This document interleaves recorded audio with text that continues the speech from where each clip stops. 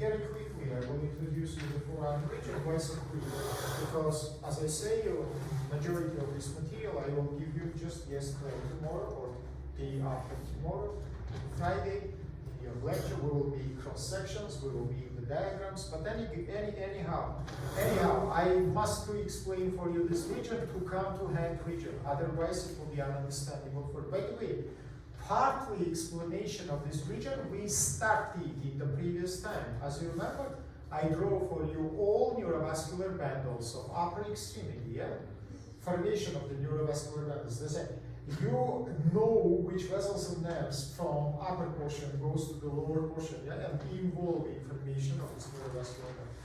Let's say, as usually, we start from the borders of the region. Yeah? Now, meaning attention to explain the borders of forearm. Let's remember the borders of the cubital region. To find the borders of cubital region, you need to complete your epicondyles of the brachial bone. 2 fingers above, you provided superior border, circular line. 2 fingers below, you provided inferior border. That's it. Finally, the length of your cubital region will be approximately 4 fingers. 4 fingers, it is near the 8 centimeters. Remember about it. Now, lower border of your cubital region, it is coincide with upper border of your forearm region. And there is inferior border of your forearm region, it is circular line which will provide 1 finger or 2 centimeters above the base of styloid process of the radial bone. That's a 1 circular line above, 2nd circular line below. Now I must provide 2 lines, imaginary line. One is connected the medial epicondyle of femoral bone with os pisiformis. 2nd connected lateral epicondyle with tip of the styloid process of the radial bone, or os navicularis, how you want. By these 2 imaginary lines, or scaphoid bone we call it, we divided forearm into the anterior compartment. Little bit about these structures, about these regions, and very soon. Skin.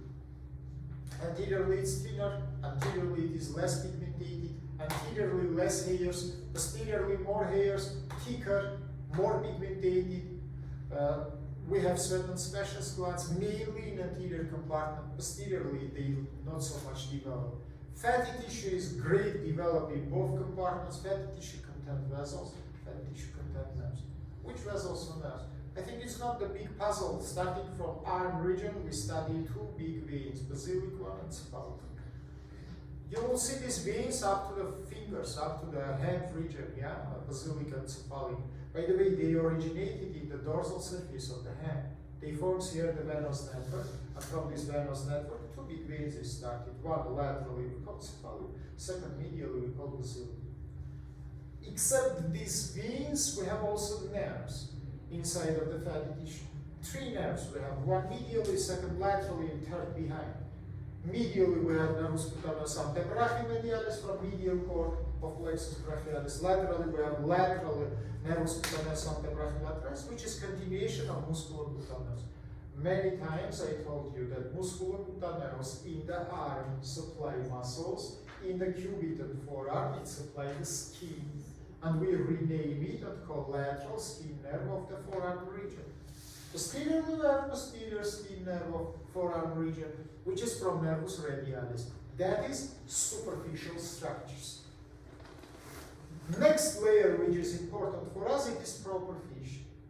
Proper fascia in forearm region gives intermuscular septus, which contains sepal layer. That's a proper fascia. If I will make the schematical small picture of the forearm region, it will be something like this. Yeah, blue structure, that is the proper fascia. These 2 rings, it is the ulnar bone, bigger one, and it is fused with the proper fascia. You can see medial surface of the ulnar bone fused with the proper fascia. Radial bone, interossal membrane, which is located between the 2 intermuscular septus. One is touched, both is resemble to triangles, yeah? They have 3 margins. One is attached to anterior margin, we call anterior radial intermuscular septum. 2nd into the posterior. Generally, you can see that all these forearm will be divided into 3 osteofacial compartments. I don't draw here the skin and fatty tissue. I start my picture from the proper fascia. Compartment 1 we call anterior, compartment 2 we call the lateral, and compartment 3 we call posterior. First and second compartment involves in anterior forearm. Third compartment, it is the posterior forearm region. Anteriorly we have the flexors and pronators, posteriorly we have the supinator and extensor muscles, together with abductor muscle. Again I say you, I don't want now to give you all the structure, generally just name of the muscles. Now look, in anterior forearm, it means two compartments, the lateral number 2 and the anterior number 1. We have completely together, if I will enumerate it all the muscles, it will be 9 muscles. These 9 muscles located by 3 layers, and in the lower third there are in the last 4th layer, which is content 1 muscle. Then look please, superficial layer, from laterally to medially, brachioradialis, flexor carpi radialis, pronator teres, palmaris longus, flexor carpi ulnaris, 5 muscles again. Brachioradialis, flexor carpi radialis, pronator teres, palmaris longus, flexor carpi ulnaris. 5 muscles which is located in the first layer. Layer number 2 under the first layer, as you can see in this picture. Only 1 muscle, second picture. We call it flexor digitorum superficialis. Layer number 3 contains 2 muscles. Medially we have flexor digitorum profundus, laterally we have flexor pollicis longus, long flexor of the first finger. Last muscle, pronator quadratus, it is located only in the lower third of forearm region. So remember please, in upper and middle third we have 8 muscles. In the lower third we have 9 muscles. By the way, in the lower third, pronator teres is finished. Instead of pronator teres, we have quadratus. Generally remember, we have 2 pronators of upper extremity. Pronator teres, pronator teres. Pronator teres, as you remember, it is originated from medial epicondyle of the brachial bone. It is belong to the medial group of the muscles. As you remember, in cubital region there are 3 groups of muscles. Medial, it is flexors and pronator. Lateral, it is brachioradialis, supinator, and extensor muscles. And middle group, which is contained biceps and brachialis. They form together lacertum fibrosa. In the back side, 10 muscles in 2 layers. Again, from laterally to medially. Superficial layer. Extensor carpi radialis longus, extensor carpi radialis brevis, extensor digitorum communis, extensor digiti minimi, extensor carpi ulnaris. 5 muscles. Deep layer, supinator, above supinator, guys. In upper third, it is located in compartment number 2, together with brachioradialis. In the middle lower third, it is come to the posterior region. Let's say second layer will be supinator, abductor, pollicis longus, extensor pollicis longus and brevis, extensor. And finally, extensor digiti indice, extensor of the second finger. There's 5 layers in superficial row, 5 layers in deep row. 5 muscles like this. Is it understandable for the second? Here, 4 layers of the muscle, last 4th layer only in the lower third. Here, 2 layers of the muscles. 5 in superficial layer, 5 in deep layer. Now let's come very quickly to neurovascular structures. I drew for you last time that in anterior forearm we have 4 neurovascular bundles, in posterior only 1. What is the 4 neurovascular bundles? This picture you can see 2 big neurovascular bundles, one in the medial side, second in the lateral side, each one located in same main groove. First one we call ulnar neurovascular bundle, it is inside of ulnar groove. Second is radial neurovascular bundle, inside of the radial groove. How these grooves is formed? Of course between the muscles. We understand that in forearm region we don't have interfacial species. That's why vessels and nerves, together with the muscles, will be in osteofacial compartments. It's simple. Now, how this ulnar neurovascular bundle is formed? Remember, please, from the medial side, it is flexor carpi ulnaris. From the lateral and deep, it is flexor digitorum superficialis. Between flexor digitorum superficialis, flexor carpi ulnaris, we have the ulnar groove, which contains ulnar vessels and nerves. But ulnar nerve located along of this groove in all forearm region, in upper, middle, lower third. Why it's happened? Because this is the nerve which doesn't change its direction. It is vertically from cubital region, descending to forearm region. Just from behind it come to in front. If you remember, in cubital region, it is located in posterior medial groove or in postfacial canal, yeah, otherwise. But R3, no. R3 should come to this groove from midpoint of the cubital fossa. Let's say if nerve is projected strongly by line, which is connected medial epicondyle with pisiformis bone, R3 projected by angular line. First of all, which is connected midpoint of the cubital fossa with border in the medial surface of forearm between upper and middle third. Then it is continued by the projection of the artery. Of the nerve, sorry. So, do you understand me or no? So, it is so simple. Look, this is forearm region, yeah? Something like this. If the nerve, this is medial side, nerve is projected strongly by this vertical descending line, artery projected by oblique line. First of all, from midpoint of cubital fossa, it is come to border between upper and middle third, and then only it is continuing inside of the groove. Let's say artery and nerve pass together inside of the groove only in middle and lower thirds. In the upper third, as you can see, the passage of these structures is not symmetrical to each other. Remember about it, please. That is not hard. Now let's come to the lateral side. In the lateral side, inside of same name groove, which we call sulcus radialis, we have the radial neurovascular bundle. How this groove is formed? From the lateral side, it is brachioradialis. From medial side, in upper third, it is pronator teres. In middle and lower third, it is flexor carpi radialis.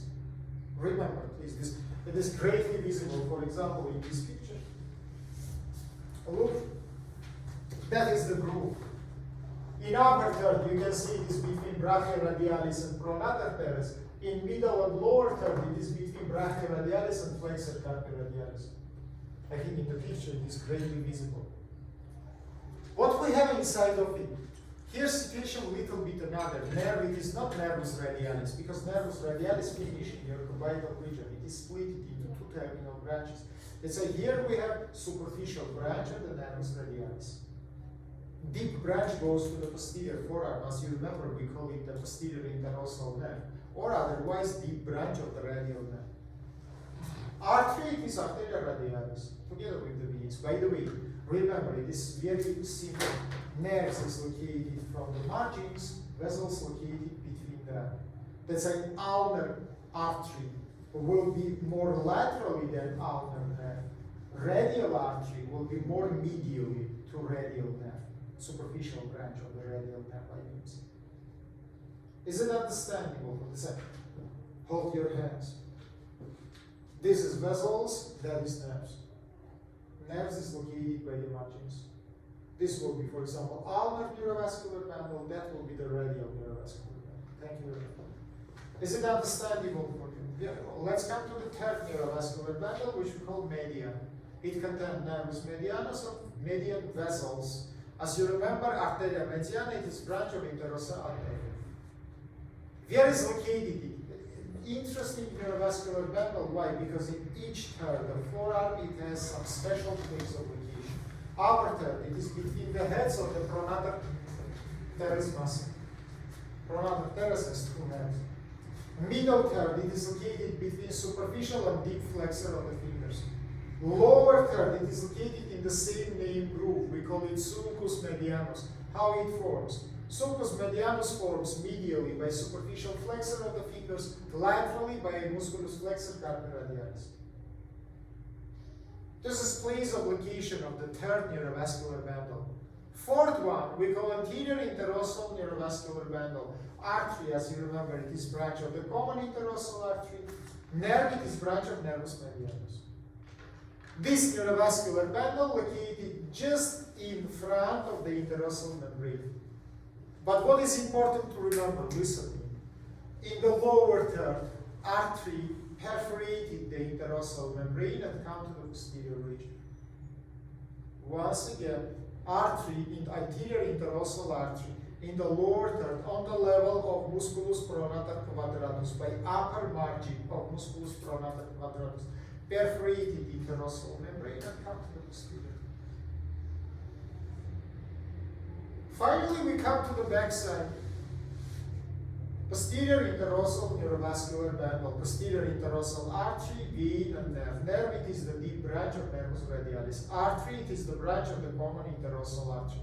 Place of location is different. In upper third, it is located between first and second muscular layers. In middle and lower third, just behind of the interrossal membrane. It goes deeper.